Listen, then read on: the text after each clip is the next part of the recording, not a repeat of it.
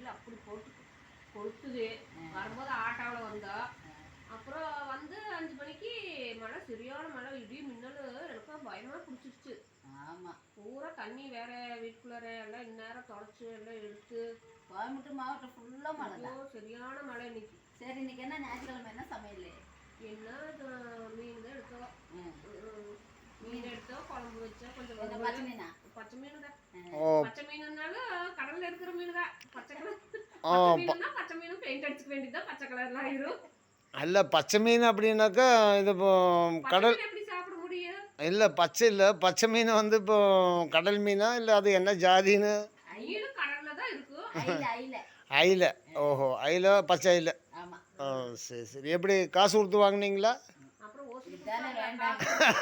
இல்லை, நிறைய பேர் விஜயா இல்லை, விஜயாவோட குடும்பம் அதான் ஓசல் தான் வாங்குவாங்கன்னு சொல்லுவாங்க, அதான் கேட்டேன். இல்லை, அப்படி